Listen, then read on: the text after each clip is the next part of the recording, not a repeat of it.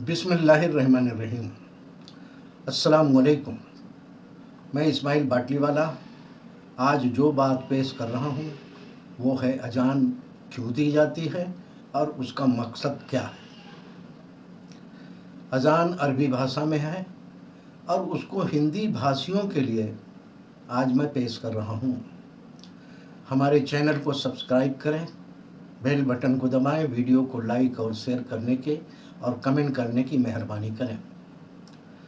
देशवासियों, देश भर में लाखों मस्जिदें हैं और सदियों से हर मस्जिदों से दिन में 5 बार अजान की आवाज़ आती रहती है।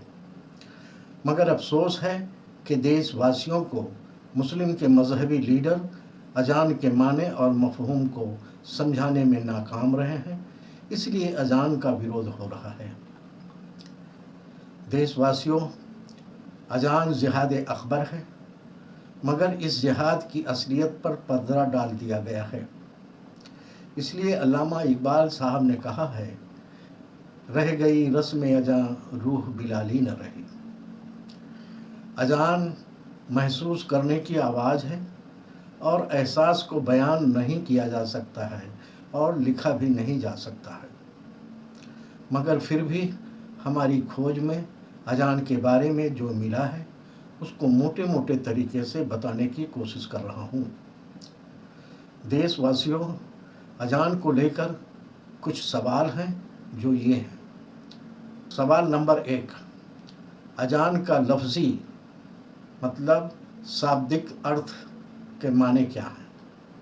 सवाल नंबर 2, अजान के बुलंद आवाज़ का मकसद क्या है। सवाल नंबर 3, ऊंची जगह पर अजान देने का मकसद क्या है।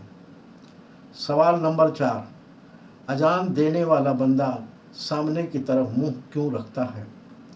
सवाल नंबर 5, अजान देने वाला बंदा दाईं तरफ मुंह क्यों करता है। सवाल नंबर 6, अजान देने वाला बंदा बाईं तरफ अपना मुंह क्यों करता है। सवाल नंबर 7, अजान देने वाले बंदे का रुख सिर्फ पश्चिम की तरफ क्यों होता है। सवाल नंबर 8, दुनिया भर में अजान एक ही तरह से क्यों दी जाती है। सवाल नंबर 9, अजान स्पीकर पर देना क्या ज़रूरी है। सवाल नंबर 10, अजान पूरा होने के बाद दूसरा कुछ पढ़ना क्या ज़रूरी है। देशवासियों, 10 सवालों के जवाब के पहले बहुत कुछ जानना ज़रूरी है, तभी जवाब समझ में आएगा। अजान अरबी भाषा में है, मगर दुनिया के बहुत से भाषा में अजान का लफ्ज़ी तर्जुमा किया गया है।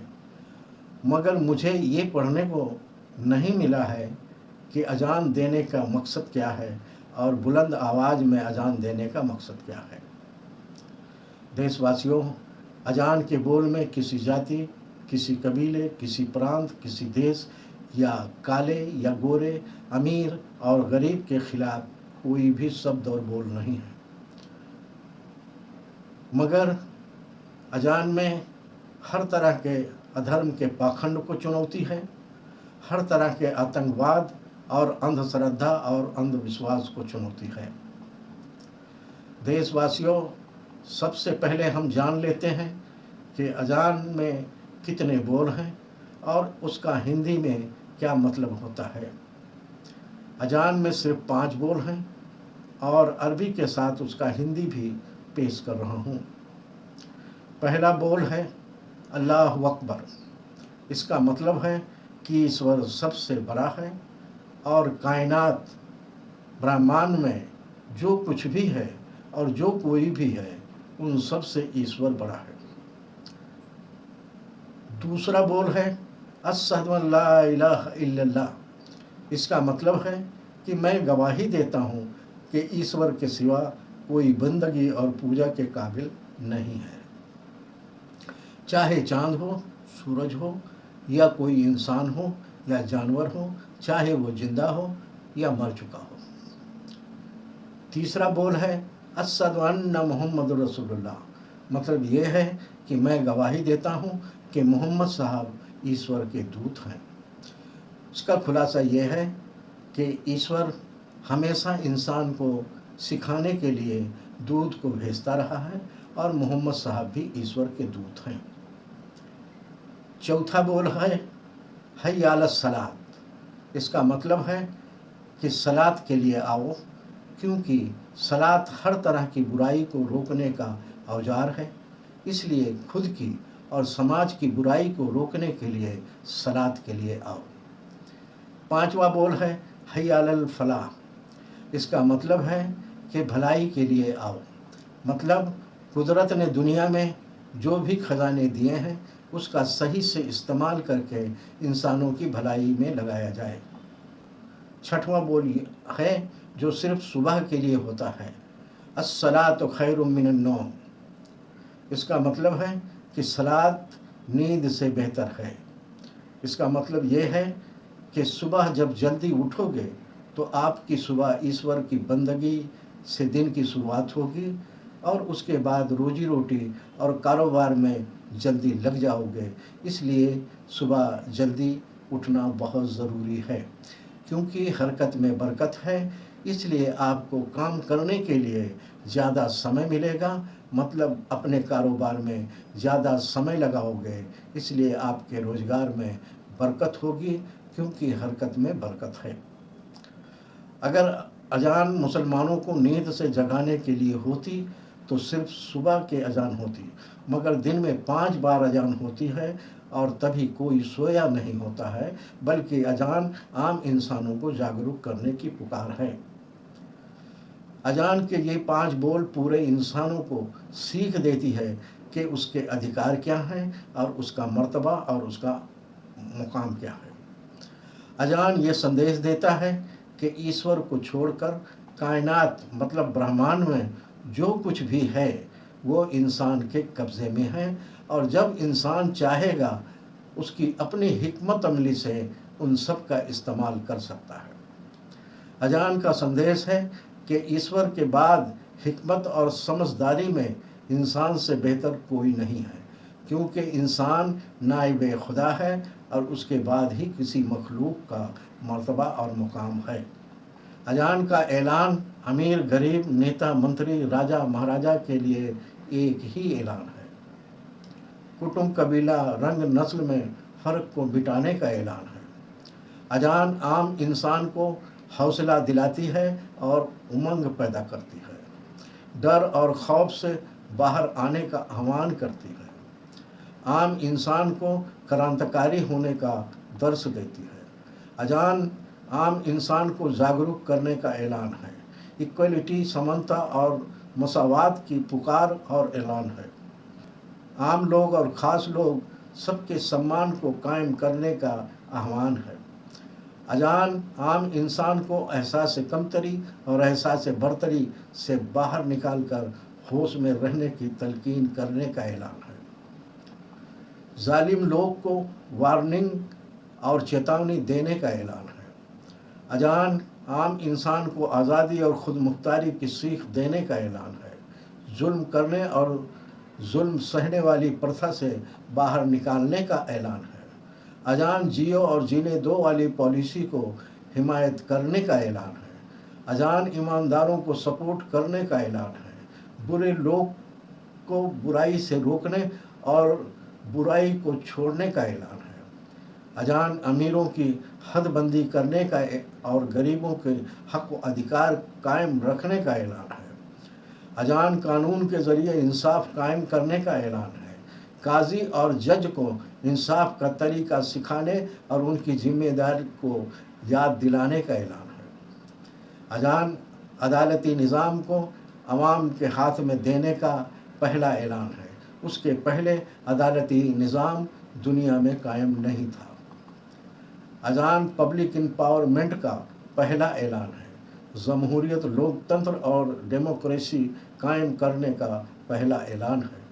अजान सामूहिक तौर पर पब्लिक एम्पावरमेंट, जमहूरियत, लोकतंत्र और डेमोक्रेसी कायम करने का दुनिया का पहला ऐलान है।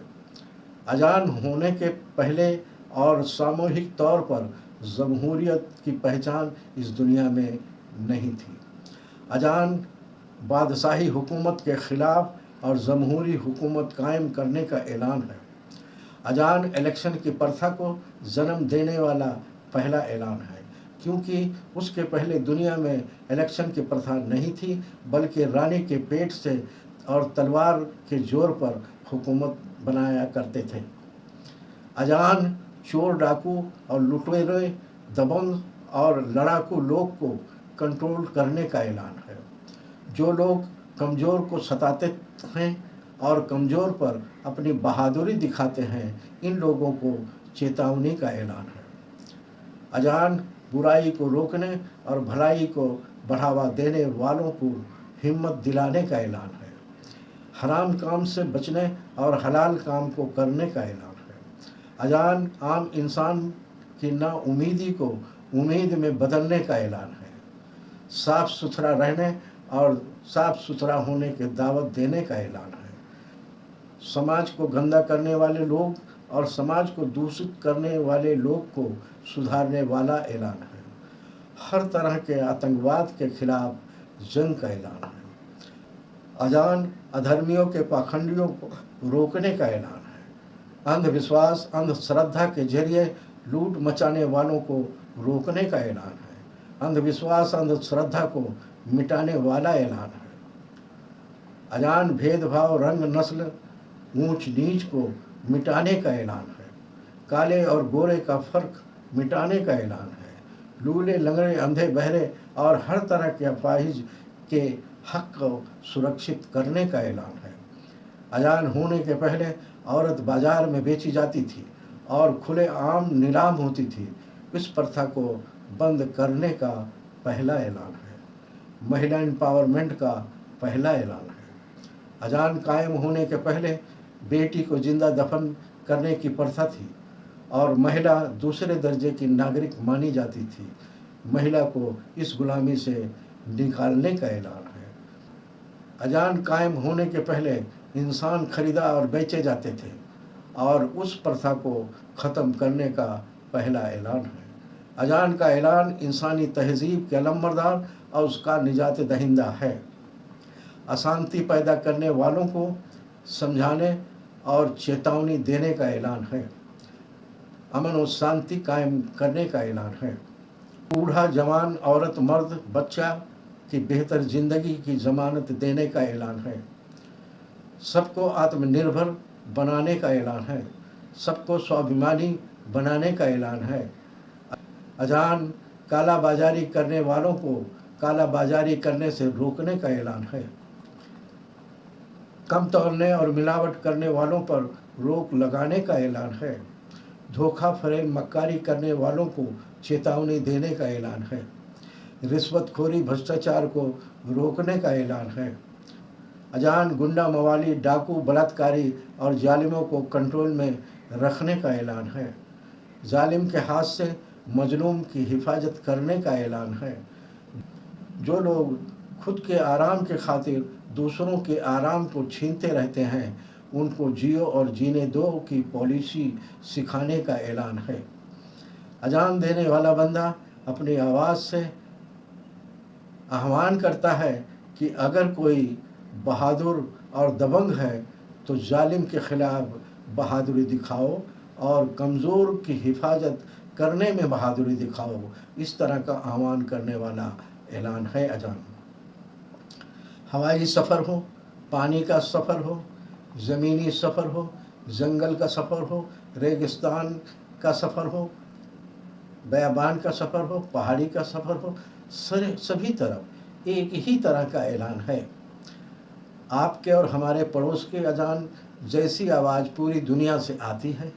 सभी इलाके के अजान का मकसद एक ही है और एक ही संदेश है कि आओ भलाई के लिए, आओ भलाई के लिए।